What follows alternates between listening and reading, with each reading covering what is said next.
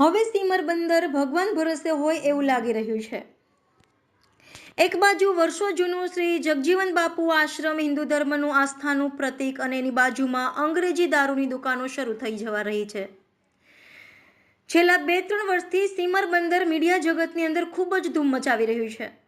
સ્થાનિક રાજકીય નેતાઓ અને પ્રશાસન, સરકારી અધિકારીઓ લોકોના પ્રશ્નોના જવાબો આપવાથી દૂર ભાગી રહ્યા હોય એવું લાગી રહ્યું છે।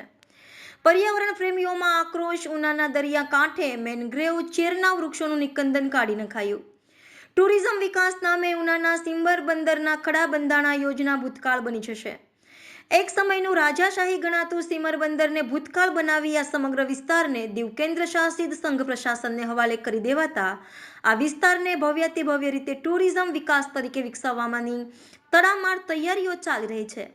અને એક સમયે સીમર ગામે આવેલા આશ્રમના કારણે ધાર્મિક સ્થળનું મહત્વ ગણાતું તીર્થધામ સ્થાન નજીક પણ ટુરિઝમ વિકાસની સાથે 3 કિલોમીટરના અંતરે બાર, રેસ્ટોરન્ટ પણ ધમધમતા થવા લાગશે। આ વિસ્તારમાં પ્રવાસીઓ માટે રહેવાની સુવિધા માટે ટેન્ટ સિટી બીચ પર બનાવાઈ રહ્યું છે।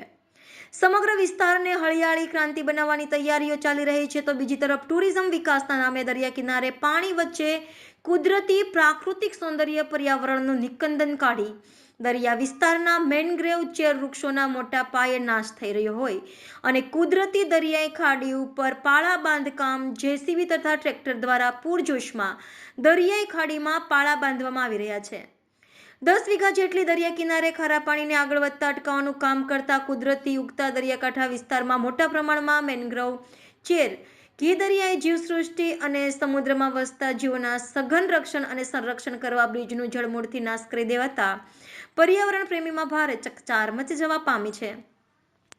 આ વૃક્ષ શિયાળા દરમિયાન આવતા વિદેશી યાયાવર પક્ષીઓમાં વૃક્ષોમાં આશ્રય લે છે। દરિયાઈ જીવસૃષ્ટિ અને સજીવ સૃષ્ટિ આ વૃક્ષોમાં પોતાના ઈંડા અને બચ્ચાને ઉછેરે છે।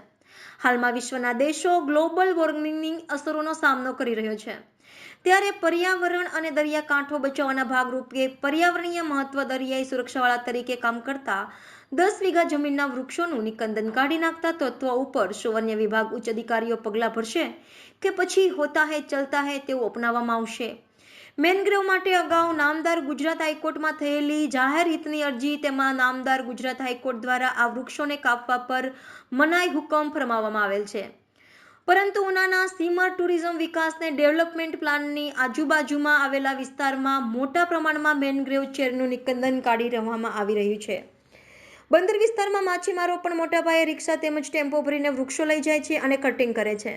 કહેવાય છે કે આ બીચનું ડેવલપમેન્ટ કરતા કોન્ટ્રાક્ટર દ્વારા છૂટો દોર આપ્યો હોવાની ચર્ચા ઉઠી રહી છે।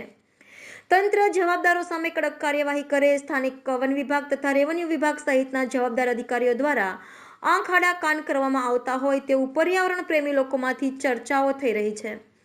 વહેલી તકે જવાબદારો સામે કડક કાર્યવાહી કરવી જોઈએ તેવી માંગ ઉઠી છે।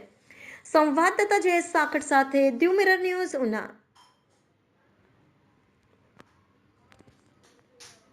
નમસ્કાર મિત્રો, હું ફિરોઝ ઈરાની આજે તમને એક નવી વાત કરવા આવ્યો છું। દીવ મિરર ન્યૂઝ જોતા રહો, સબસ્ક્રાઇબ કરવાનું ભૂલતા નહીં અને શેર કરવાનું પણ ભૂલતા નહીં। સત્યની સાથે જોડાતા રહો। નમસ્તે મિત્રો, હું છું ચાંદની પરમાર।